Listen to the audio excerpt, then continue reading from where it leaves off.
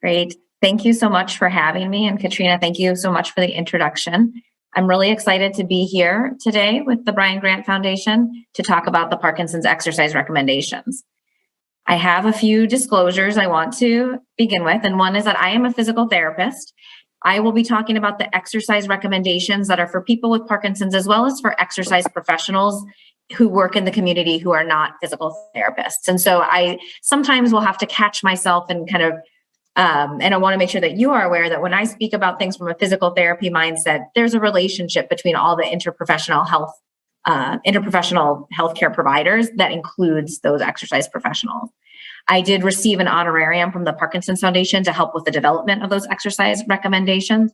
And I'll also be talking about how those exercise recommendations are integrated and alike with the American Physical Therapy Association's Parkinson's clinical practice guideline, because there is such a strong relationship between the two. My agenda today is to kind of introduce to you who are the exercise professionals. I'll talk about the exercise recommendations themselves, the physical therapy guidelines, and I'll talk a little bit about what's next for quality improvement for community-based exercise for people with Parkinson's disease. So who are the exercise professionals that I'm talking about? And in some ways, all of your interdisciplinary team members are very important for exercise prescription and exercise monitoring. And we like to think that this begins with your physicians, the neurologists, hopefully even in your primary care offices before you were maybe diagnosed with Parkinson's disease. But your neurologist should all be recommending the importance of exercise to you. And so that's where exercise prescription begins proactively. Then we go to the licensed exercise professionals or the physical therapists, and they have an important role in prescribing exercise, and they can take into account all of the other health conditions that might impact your ability to exercise. The other members of our interprofessional care team are also really important for exercise. This includes occupational therapy, speech language pathologists, music therapists, social works, psychologists, and psychiatrists as well. And the reason for this is that there's so many things that we can work on in physical therapy related to exercise, but if we're doing it alone, we really are sometimes can overly focus on one aspect of life. And the occupational therapist can help take into account all of the things that need to get done in your day, and sometimes can rein us in a little bit and say, Miriam, my OT colleagues will say, like, Miriam, if the patient did all of those things, that would be their full-time job. But this person also has a full-time job, and they have children or grandchildren that they are trying to care for. And how can we figure out the best way to work their exercise into their daily routine? Our speech language pathologists recognize the importance of exercise in cognition and dual tasking, and they'll help make sure that our exercise plans can kind of kill two birds with one stone. Music can be incredibly important for exercise and motivation to move. You can listen to slow, relaxing music when you're stretching to help take nice deep breaths and get a gentle, relaxing stretch in. You can use faster upbeat music when you're doing walking or aerobic training. Social work and psychology and psychiatry can also be important for exercise, because we know that some of the symptoms of Parkinson's disease, including depression and apathy and anxiety, can make it difficult for people to exercise. So it's sometimes very important to engage the whole interprofessional healthcare team and to talk to them when you're having trouble with your exercise routine. And then I have highlighted here in orange our non-licensed exercise professional. And they are extremely important for people with Parkinson's. This includes personal trainers, group exercise instructors, exercise physiologists. There are a number of different organizations that certify these professionals. They can be the American College of Sports Medicine, the American Council on Exercise, the National Strength and Conditioning Association. And if you can partner with an exercise professional that has one of those accreditations to begin with, you know that they have a strong foundation in how exercise can help the body move better. Now, what they don't have necessarily is Parkinson's specific knowledge. And that's really where the Parkinson's Foundation came in and said, we want to try to figure out how to get this group of exercise professionals, this group of people who work with people with Parkinson's and have more touch points with them than their doctors and their physical therapists. We need to make sure that they really understand Parkinson's as well. Exercise, motivation is so important. It might be the dinosaur chasing you, but in the absence of that, thankfully, we want that coach, trainer, or class member to help pull or push or join and partner with people with Parkinson's disease. And today I'll be talking a lot about coaches, trainers, and group exercise instructors. But I also want to note, exercise buddies and family members can be also very important for motivation, accountability, and enjoyment when one is exercising. So in that group of non-licensed exercise professionals, there's a lot of variability. There are some people who become exercise professionals with particular degrees, and there are some that do not necessarily need to have a college degree. So clinical exercise physiologists have a degree. They are frequently have a certification. They might have a master's degree even, or a PhD. Exercise physiologists are experts in the prescription of aerobic and strength training exercise. They have some medical knowledge, more so related to the cardiac and pulmonary systems than they do about the neurologic system. But many of them do, depending on their training and the internships during their training, have some exposure to neurologic disorders. Clinical exercise physiologists can then undergo different certifications beyond their initial exercise physiology degree to become certified exercise physiologists for people with disabilities. There's also other degrees or other certifications that they can get that are open to people who have a bachelor's degree in exercise physiology or a related degree. So medical exercise specialists, certified strength coaches, and certified strength and conditioning coaches. These people can have degrees in the exercise physiology, athletic training, kinesiology, which is the science of movement. It just depends on the certification program. But to become a personal trainer, so the general kind of personal trainer at the whatever fitness club is on the corner there, Gold's Gym, we have 24-hour fitness. To be one of those personal trainers does not require a degree. The YMCA, they do hire people who have certifications normally from ACSM or ACE to be a certified personal trainer or a certified group fitness or group exercise instructor. The role of the exercise professional is to help people exercise. And as I kind of mentioned this before, that the credentials indicate that they've met established criteria, but those criteria are not necessarily Parkinson's specific. However, they are an integral part of the Parkinson's professional team. And so one of the things that we will do as physical therapists sometimes, if my patient is working with a personal trainer already, the best thing to do is to have them keep working with a trainer that they know. But we want that trainer to learn some new things to help the patient or to them, the client in the business relationship, to make sure that they know a little bit about Parkinson's. So we will invite the trainer to come to the physical therapy sessions some of the time they're able to come, some of the time that will not work for them. And then we try to send them to places that have Parkinson's specific education. The Brian Grant Foundation is one that has a great online training program that personal trainers and group exercise instructors can take to learn more about Parkinson's. And the goal of the exercise professional is ultimately to provide safe and effective exercise programs that adhere to best practice recommendations. And the next section that I want to talk about are kind of what are the recommendations for what is the most effective exercise. And it comes back to, we know that exercise is beneficial. At this point, researchers, myself included, but researchers, we have studied exercise, we studied it so well. We know that exercise improves a lot of different things. That's not the question anymore when it comes to research in my mind. In my mind, the research is not how does exercise improve things? It's how do we get people to exercise effectively? Because it's really hard to do what they do in those research studies. The research studies say 4 days a week at a high intensity, and we're going to buy you this tracker, and we're going to make sure you have a gym membership. And there are studies that buy people a Fitbit and an iPad. And, that's just not the real world. And then when you sign up for the exercise study, you know what you're signing up for and you do it. But in the real world, myself included here, we do it for a month and then you have a snowstorm in the middle of April for some strange reason and you can't go walk outside. So you take a week off and then it's a little bit harder to get back up and get back going again.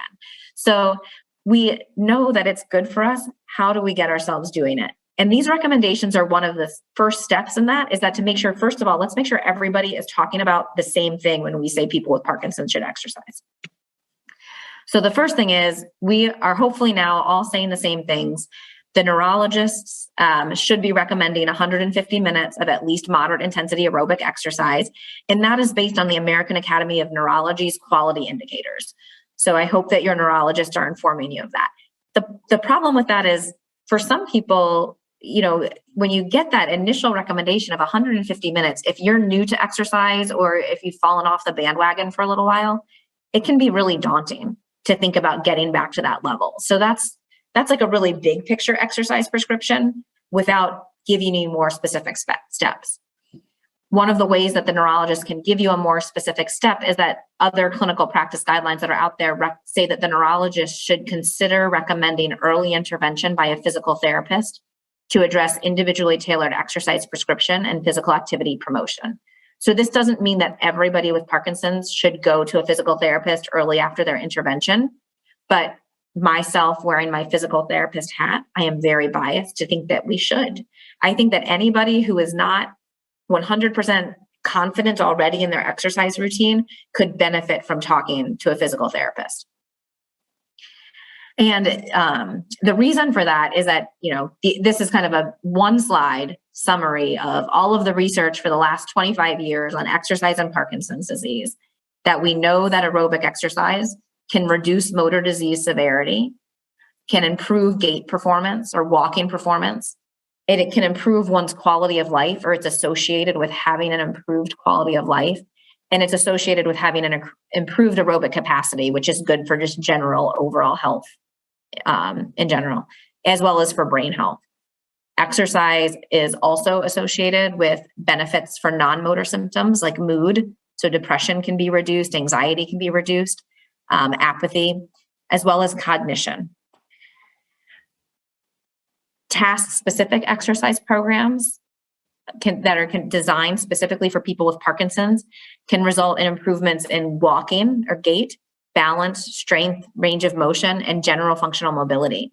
And the word task-specific there is very important, because if you want to improve your balance, then your exercise routine needs to work on balance.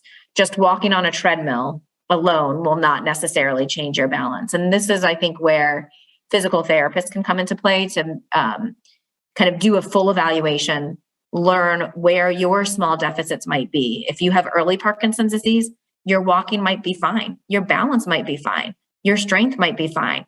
But if we do a full balance assessment and look at everything in minute detail, we might say this one thing: standing on your left foot. Standing on your right foot looks okay. We can push and pull you and you can catch your balance and that looks okay. But when you stand on your left foot, you can't stand as long as you can on your right foot. So let's give you exercise that target that little thing. We want to try to nip it in the bud. And I think that's one of the reasons why physical therapists' full assessment is important to inform that overall exercise prescription at the next step, to kind of give you something more specific than just go exercise for 150 minutes. So that is what led the Parkinson's Foundation to start the efforts to develop guidelines. And guidelines are really important so that everybody understands what is the goal to get to. But for many people, the prescription that you're going to get to that exercise goal might be different. But this overall long-term high-level goal for exercise is kind of where we're starting. So the guideline is that public recommendation of what that exercise prescription should be for people with Parkinson's disease. It has FIT-VP. This is our acronym in the exercise professional world that stands for frequency, intensity, time, type, volume, and progression. This is like, how should you do this exercise? Once a week, twice a week, every day? That would be the frequency of your exercise. How intense would be how hard you push yourself from an aerobic capacity. How hard is your heart working? or how hard are your muscles working when you're strength training. The time would be the duration of exercise. So 10 minutes a day, is that enough? 30 minutes a day, 150 minutes a week? The type of exercise, the type, aerobic, balance, strength, flexibility. But within aerobic, there's cycling, there's walking, you could swim laps. There's a lot of different types that you could do. Volume is that overall volume of, how much should you need to do this to get better? Is it 150 minutes a week for 1 week and then you're kind of done? Or how long does this need to last? And progression is how you're going to progress it over time. So guidelines are a great place to start, but they aren't everything. Some of the things that the guidelines are not is knowing the guidelines does not mean that you can apply them well. Both you as an individual with Parkinson's or a personal trainer or a physical therapist even. That knowing to be good at applying the guidelines also requires knowledge, but also requires skills and abilities to put it all together. So I'm going to show you the next slide, and I'm going to preface it with, I don't expect you to read it. I just want you to see in big picture, what are the exercise guidelines for Parkinson's disease? And I kind of intentionally leave this big and busy, because one of the things that happened when the Parkinson's Foundation first released these guidelines is we got some feedback that was like, this is too much. I don't understand it. It's too much. If I did all of this, I would be exercising all day. And that is true. That's because knowing the guidelines is not the same as applying them with skill. It's kind of like if you read the actual dosing insert for how to dose and prescribe your Cinemet, it would be 20 pages of text this small, folded up in that little, crinkly, stapled to your prescription. That is the dosing information for your doctor to be able to prescribe Cinemet well, with all the side effects. Here we have our special considerations down here. But you as the individual with Parkinson's isn't expected to read and understand all of that. And so these the blue slide exercise recommendations are really for a trained exercise professional to be able to read and review them. Then the Parkinson's Foundation worked with the American College of Sports Medicine to turn those exercise guidelines into a little bit looser terminology. Now it's the exercise recommendations. And this is the form that, again, knowing the exercise recommendations is really helpful. And we can start to help you piece together how to put together your personal exercise routine of aerobic activity, strength training, balance, agility, and multitasking, and stretching. So the Parkinson's Foundation and the American College of Sports Medicine kind of came together and said, these are the 4 types of exercise that are important for people with Parkinson's to consider. This website that is at the top of these slides is where you can find a link that describes the Parkinson's Foundation's processes, as well as find links to download a copy of this. You can order a poster of it for your home if you really want, or your trainer can put one up at the gym, or your physical therapist can put them up at their physical therapy clinic. They are freely available as a poster that you could order from the Parkinson's Foundation. They are actually also, they've been translated into a number of different languages as well, which is very exciting. So now I'm going to walk through each of these types of exercise in brief. Again, the purpose of this talk is not necessarily to dive deep into how to do all of these things, but for a general overview, that big picture volume of 150 minutes a week of at least moderate to vigorous aerobic activity can be put together in many ways. And so this recommendation has at least 3 days a week of at least 30 minutes per session of continuous, or it could be intermittent. So it could be 30 minutes split up across the day of moderate to vigorous intensity aerobic exercise. And this should be continuous rhythmic activities such as a brisk walk, run, a cycle, swimming, or an aerobics class. It should be done with the intent to increase your aerobic output. So walking your dog can be a really good aerobic activity some of the time. If you have a dog that will keep walking and not stop and sniff something every 20 or 30 feet, If your dog is stopping to sniff or make friends with every person that crosses the path, then it is a wonderful form of physical activity. And it helps you get steps in. And it's a very important part sometimes of kind of helping to keep you moving, but it doesn't necessarily get categorized as aerobic activity if you're not able to keep doing it continuously walking, if you're not getting your heart rate up. There are some safety considerations for aerobic exercise. These, and a lot of these are related to where you are in your Parkinson's disease. If you have freezing of gait, that could be a problem. If you have low blood pressure in general, you might need to be careful with how your heart rate responds to exercise and how your blood pressure responds to exercise.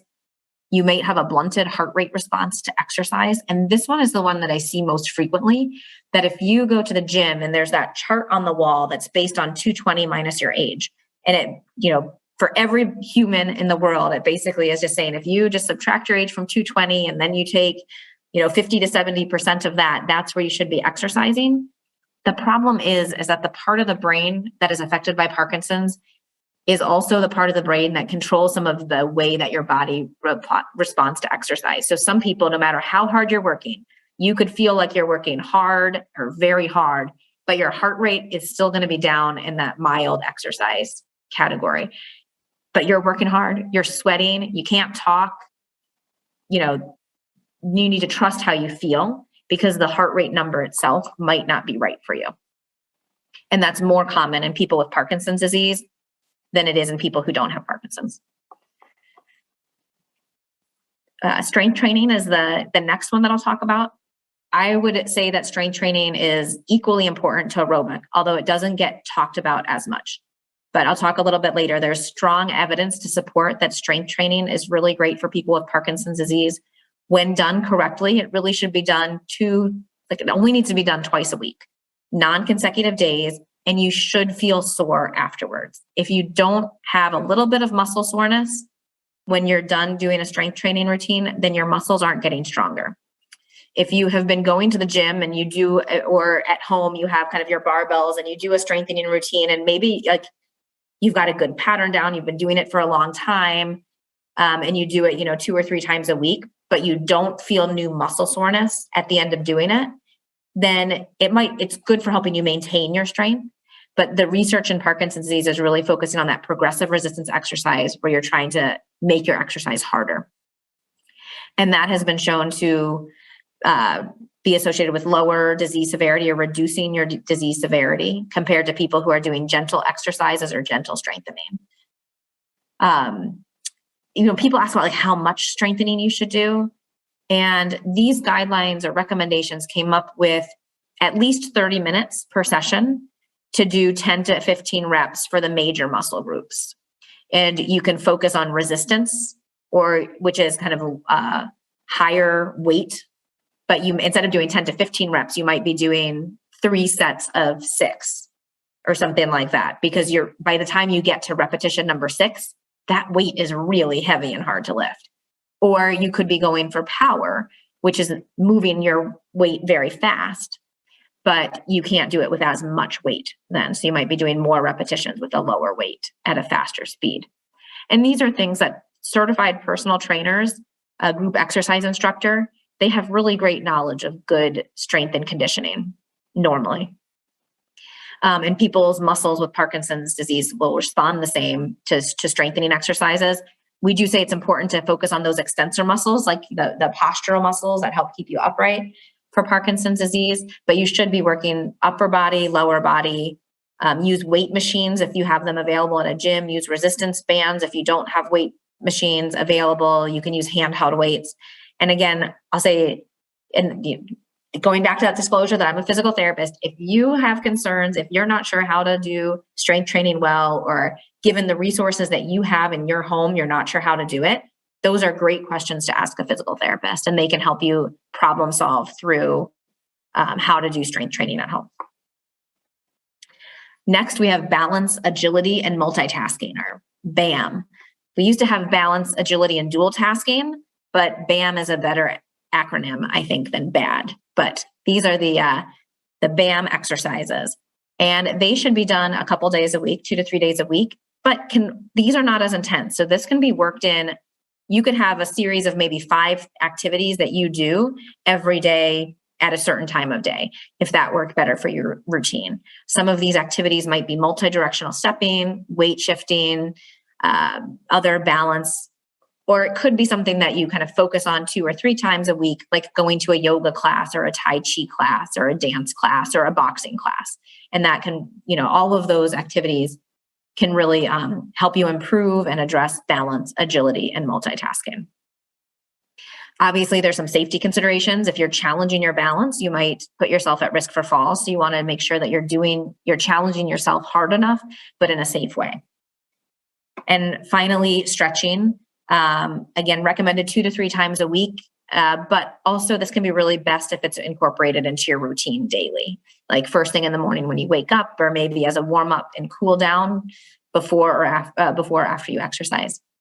And there are certain specific considerations that you want to keep in mind if you have any chronic pain conditions, or if you have osteoporosis or a flexed posture, that you might want to be careful with what you're doing with your back.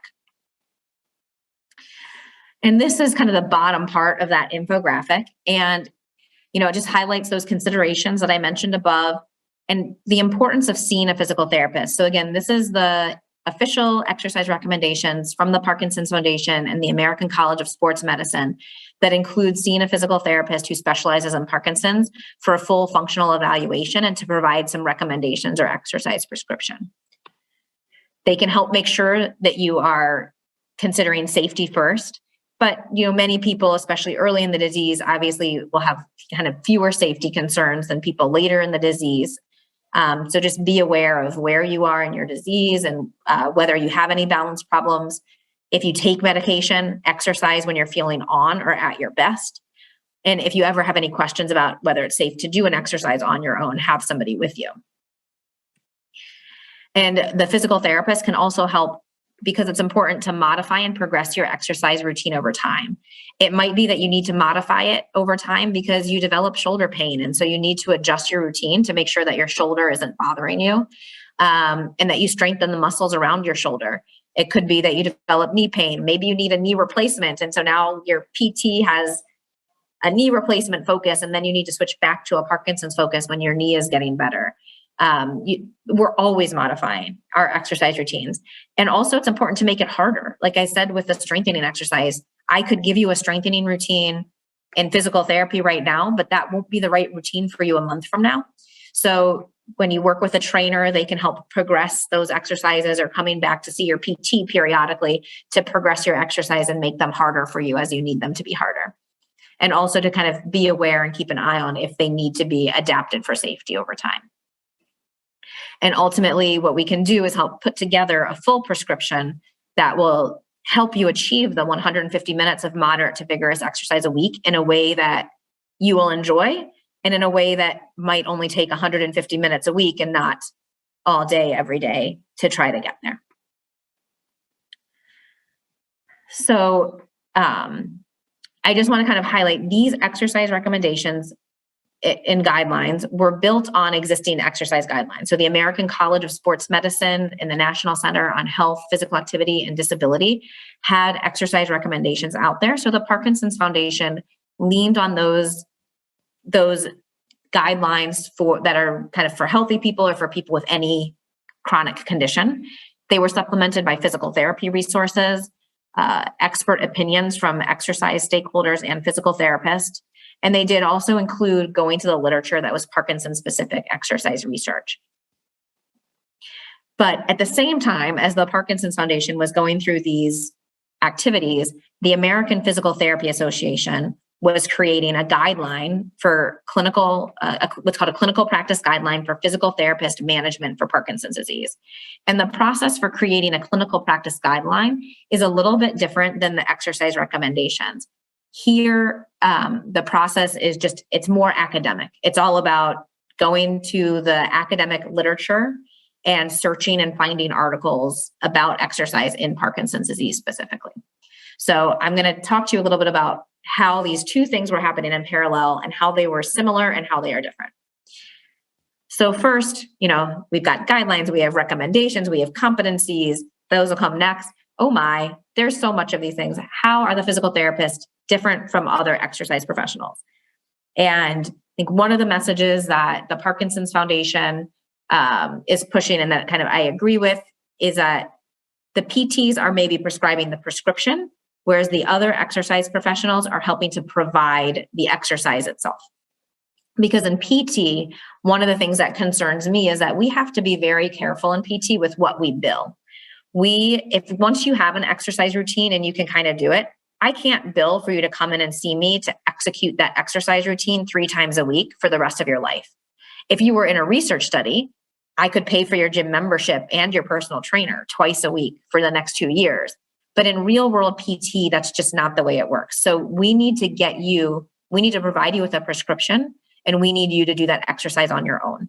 If you're not going to do it on your own because you cannot do it on your own, or because it's just hard to do it on your own, my motivation to do exercise on my own ebbs and flows seasonally for sure, but how busy I am, what's going on with the family. So then working with an exercise professional can help provide you with that motivation and accountability and enjoyment for your exercise. So PTs prescribe, and actually exercise physiologists also can prescribe exercise based, they do a lot of exercise prescription in a cardiac rehabilitation setting. We have exercise physiologists that I know that are very skilled in Parkinson's as well. So I think it really just depends on your area and who is working in kind of the area that you're in. And then the certified personal trainers, they can recommend that you do different types of exercise, but their strength is in helping you execute it 2 or 3 times a week, or leading the exercise classes that you're going to participate in.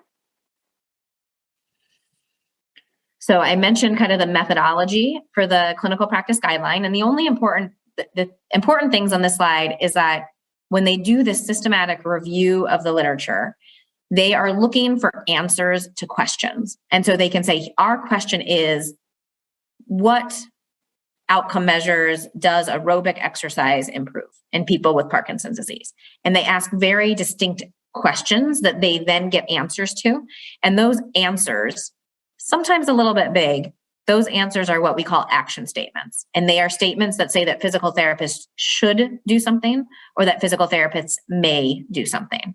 And that's based on the strength of the literature. So we should do something. If there is strong literature to support it, we should be doing it if we are providing good physical therapy. So the first 3 action statements in the physical therapy clinical practice guideline is that for people with Parkinson's disease, physical therapists should implement moderate to high intensity aerobic exercise. They should implement resistance training, and they should implement balance training.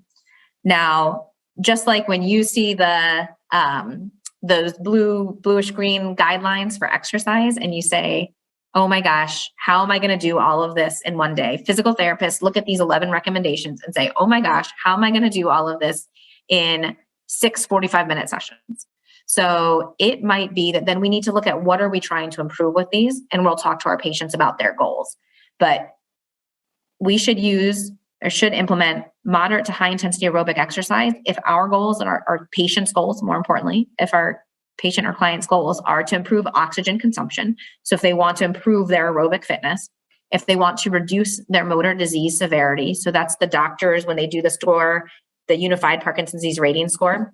And if they want to improve functional mobility outcomes, those are outcome measures when we have you kind of like stand up from a chair, walk, turn around, come back and sit down, or we do maybe a battery of functional tests, functional, like kind of movement and transfer activities. So aerobic exercise can improve all those things. But notice that balance is actually not on this list. So if somebody comes into physical therapy and their goal is to improve balance, then I'm going to look for a type of activity that will improve balance. So physical therapists should do balance training interventions to reduce postural control impairments. This is impairments like when you stand still, how much you sway, and when we have you stand still and close your eyes or stand on foam.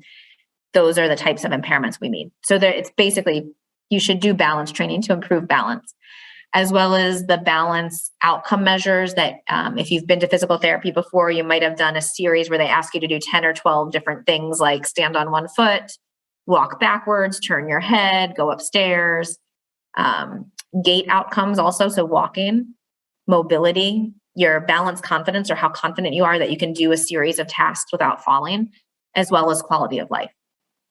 And then that physical therapists should implement resistance training to improve motor disease severity, and to improve strength, power, non-motor symptoms, so things like cognition and mood, functional outcomes, and quality of life.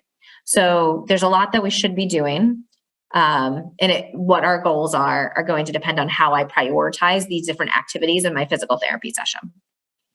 One thing that I think is interesting to note is that the level of evidence on flexibility exercise is very low.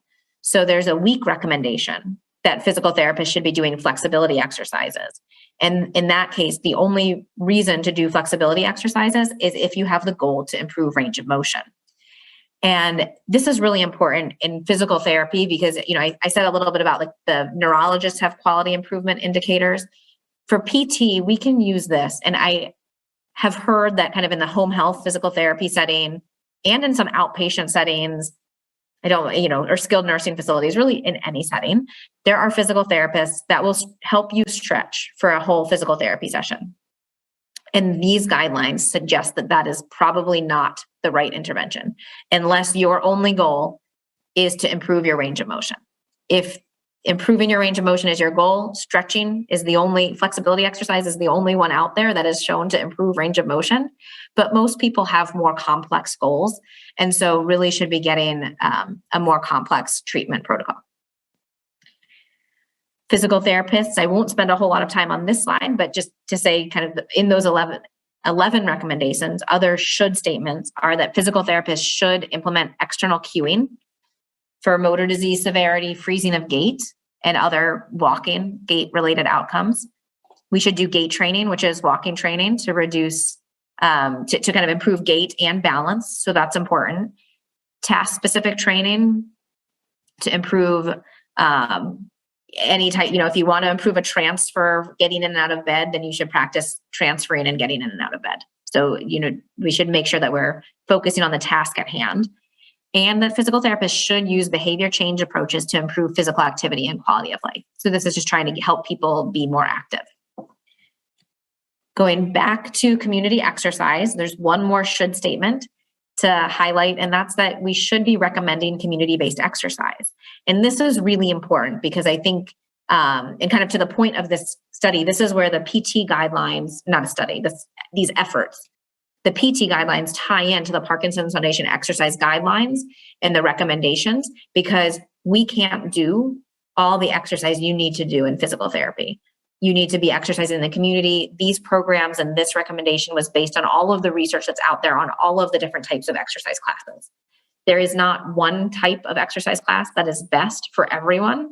It would go back to, if you have goals that relate to balance, then you should do an exercise class that would also work towards those goals and have some balance training in it.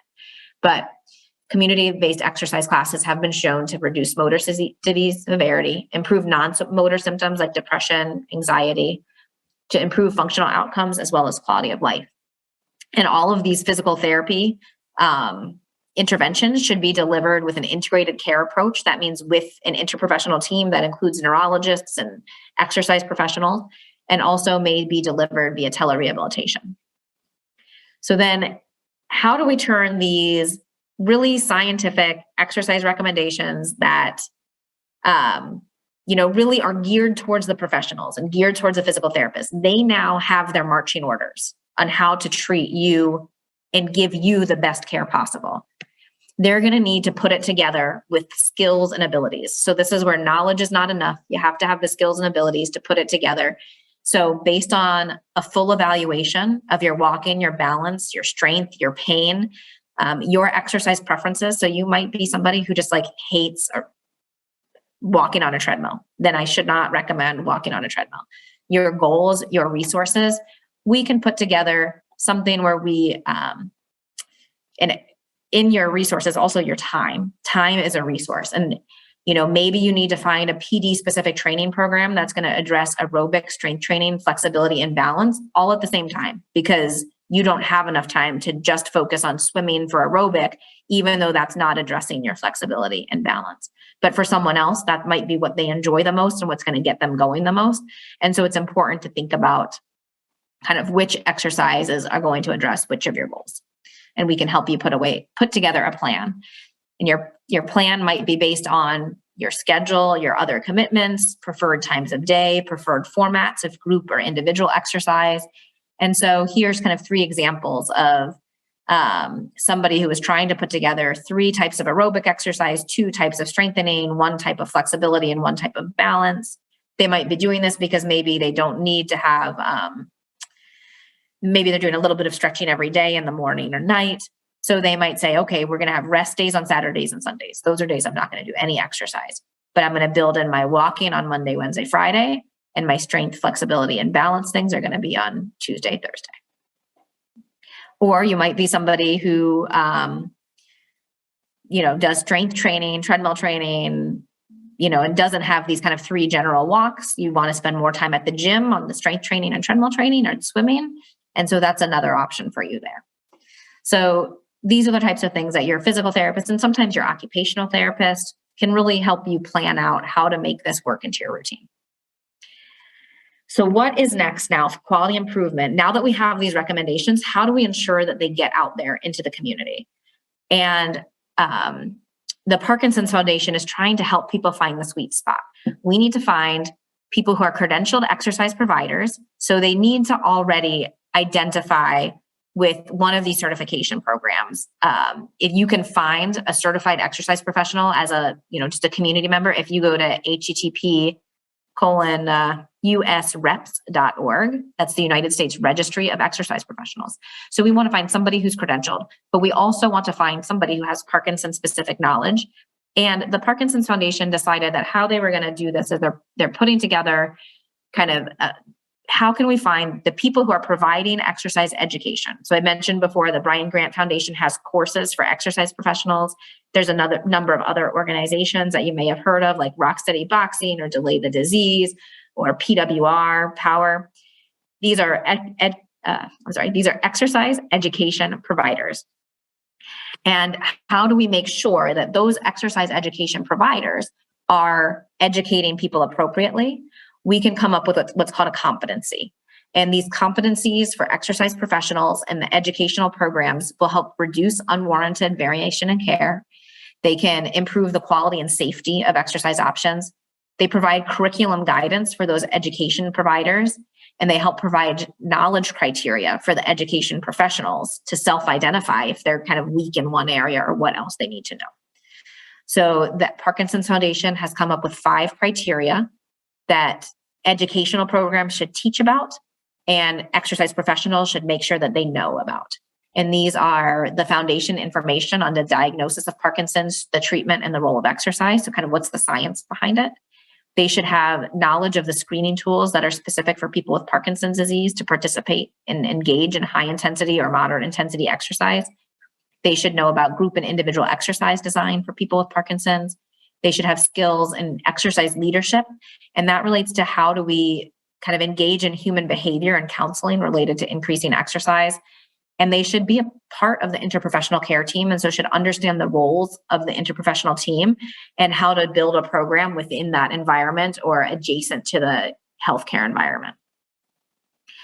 And so the Parkinson's Foundation has put together a pilot program, and they have come up with they invited 7 education programs to apply, and they decided that they were going to accredit them in 2 different ways.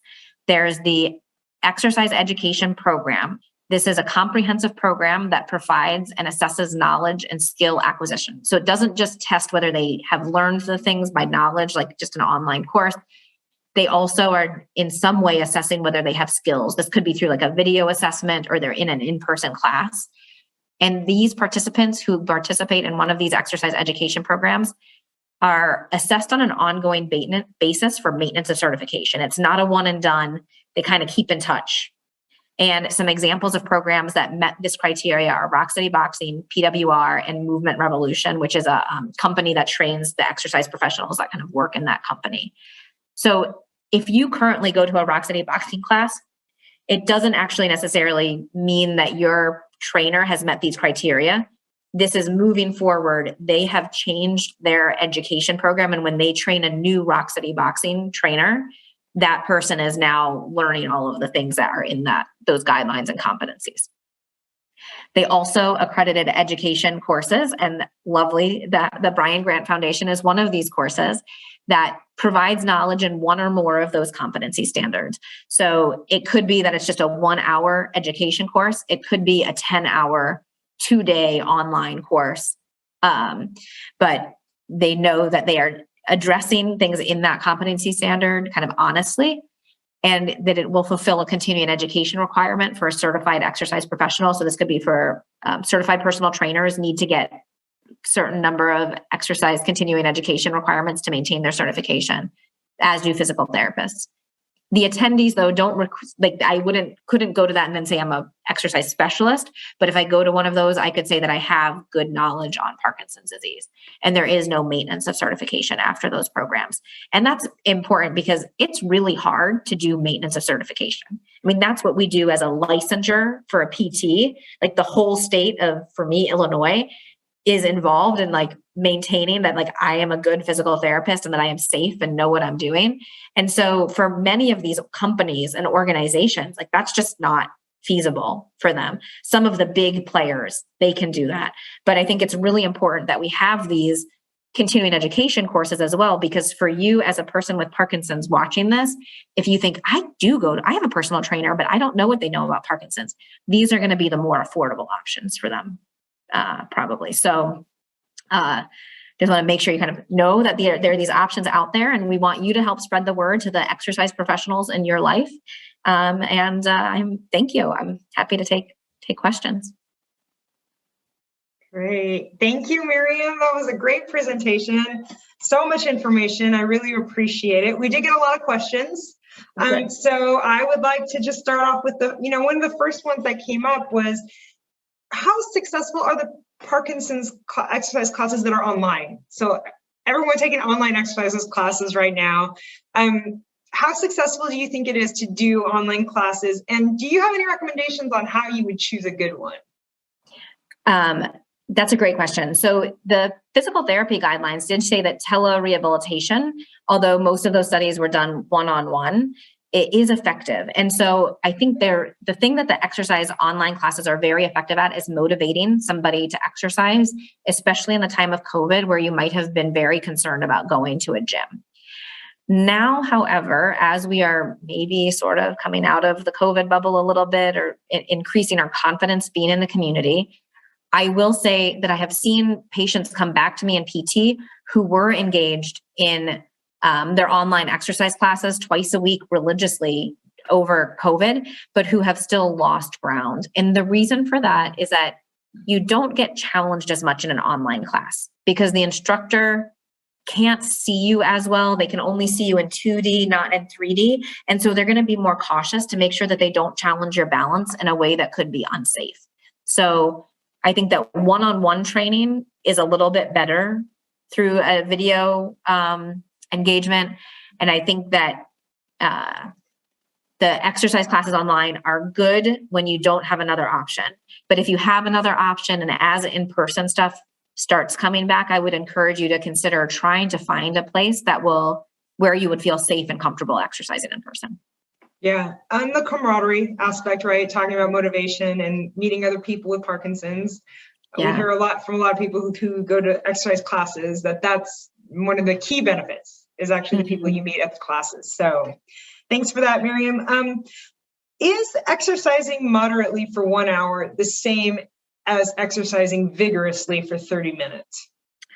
Great question. The CDC, the Center for Disease Control and Prevention, their physical activity guidelines say something like 150 minutes a week of moderate intensity or 75 minutes of vigorous intensity exercise in their physical activity guidelines for all. So maybe, but I do not think that the research is there in people with Parkinson's disease. I think in people with Parkinson's disease, there is something to be said for duration, and that 100, or 1 hour of moderate I would still want you to do an hour of vigorous. And one of my reasons for that is I think if you only do 30 minutes of vigorous, that means now like you're just spending more time like resting or sitting. And so I think like there is research that sedentary time can be bad, because when you're doing a lot of sedentary time, your hips get stiff, your backs get stiff. And so I'd really rather see you moving more. Okay, great. Thanks for that. And if anybody's joining us from Portland, Oregon, where we're having some really crazy weather, there is quite a bit of hail and other things happening around me, and my area is a little dark, but I do appreciate everybody hanging in there with us today. We've also asked, is it actually possible for somebody to work out too much? Yes. And okay. I don't know, overwork, overuse injuries are common. So like, especially like, we do see them in physical therapy a lot. If somebody goes from nothing to going to a boxing class 3 times a week, it is fun. And they have the camaraderie of that boxing class. But if you go from nothing to boxing heavily without having good muscle support and good posture in between, you are going to get an overuse injury for your shoulders. And so you might need to take a step back, or when you start exercise, make sure that you kind of start gradually. They're also I don't think it's been documented exactly in this way, but there has been research in pharmacologic Parkinson's research. So when you start a dopamine agonist, these are some of the drugs that sometimes people start when they're earlier in their Parkinson's disease. If they don't want to do Sinemet or levodopa, carbidopa right away, they can create where you might be more likely to have impulsive behaviors and do things more like kind of obsessive compulsively, but like go into online shopping or online gambling, things that were maybe not your thing before. And we do think that some people might start to exercise compulsively, and it might be because it increases the dopamine in their brain and it makes them feel better. Or it might be in some other way linked to how dopamine is working. But so you can start to maybe exercise compulsively. So if it gets to be too much for you, or somebody says, is that normal? Certainly ask your doctor about it. Okay, great. Thank you for that. Is cycling better than jogging? Ooh, they do different things. Okay. From an aerobic capacity perspective, they both can increase your aerobic capacity. Okay. But for people with Parkinson's, if you also want to improve your walking and your balance, gait training or treadmill training can improve your walking and balance too. Okay, great. Somebody was still a little bit confused about the 150 minutes a week of exercise versus the recommendation to do 3 times a week of 30 minutes aerobic. Can you clarify that? I wish I could. I think that decreasing in the exercise recommendations to 3 times a week of 30 minutes is making the assumption that you are also participating in strength, balance, agility, and multitasking and flexibility exercise. And so it's saying like if I try to fit 150 minutes of moderate to aerobic intensity class in with those 4 different types, if you're going to a boxing class, most of the boxing classes I know of include some aerobic activity, but it's done while you're doing some balance, agility, and multitasking. So your hour of boxing class, probably half an hour of that could also be considered moderate intensity aerobic exercise. It's just that it's done under the BAM column instead of the aerobic column. That's my interpretation of that difference. Okay, that's great. Thank you. Interesting when you were talking about blunted heart rate, and we did have somebody who says they have a blunted heart rate at around 95, but when they're working out, they're gasping for air. They feel like they're at high exertion. Are they supposed to keep pushing?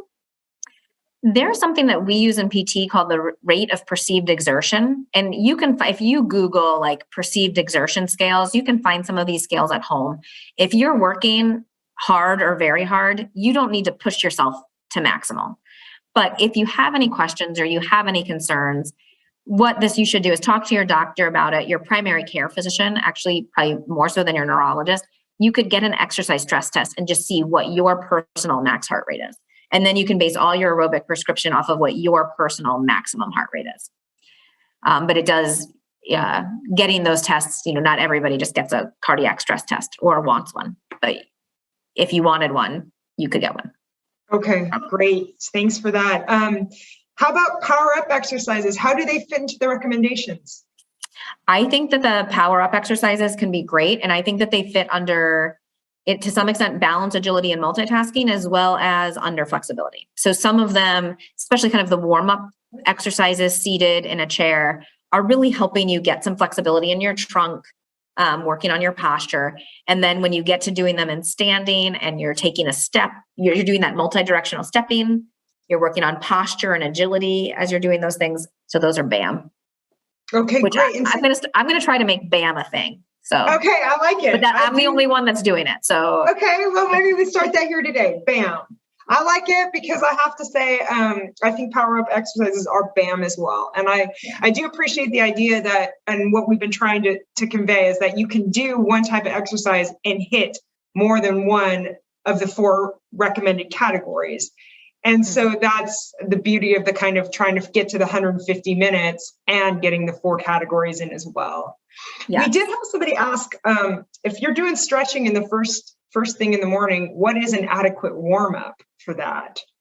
Stretching itself is the warm up. So I would just say, like, when you do stretching, you want to push to a comfortable stretch. So your third, let's say you're doing trunk rotation.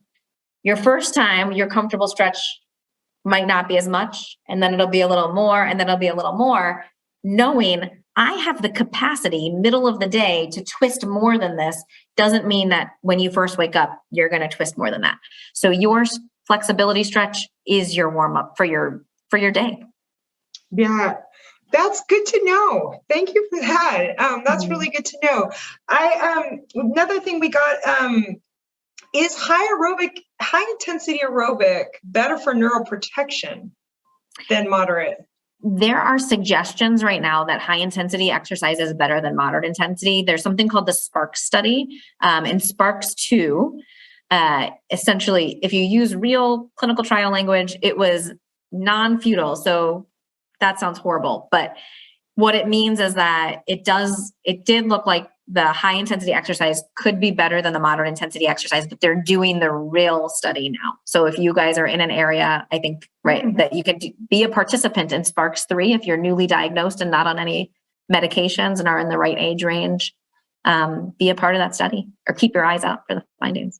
Yeah, I think Oregon Health and Science University is participating in SPARKS. So if you're in the Portland area, if you're in the Oregon area, you may want to get a hold of OHSU. They run clinical trials in our area, and I believe Spark might be one of them. I might be misspeaking, but I do want to say also, we did get a question. We talked about how somebody asked about the courses that are now competency certified for the Competencies Through Parkinson's Foundation.